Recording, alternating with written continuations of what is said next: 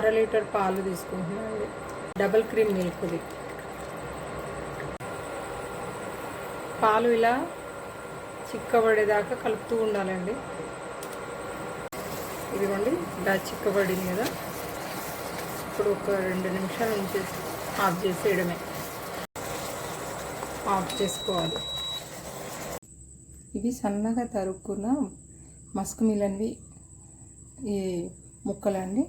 అదేవిధంగా ఇవి మిక్సీ పట్టుకోవాలి. ఈ మస్క్ మిలన్లో అండి 1 కప్పు మీగడ వేసుకుంటున్నాను నేను, ఫ్రెష్ మీగడ. ఈ ప్లేస్లో చిక్కటి పాలు కూడా వేసుకోవచ్చు. ఇప్పుడు ఇందులో ఈ మస్క్ మిలన్ ముక్కలన్నీ వేసుకోవాలండి. ఈ క్రీమ్లో చల్లారిపోవాలి పూర్తిగా. దాని తర్వాత వేసుకోవాలి, కలుపుకోవాలి 1 నిమిషం. ఇప్పుడు ఇలా ఉంది కదండి. ఇందులో ఈ మీగడతో చేసిన మస్క్ మిలన్ ఉంది కదా, ఇది వేసేయాలి.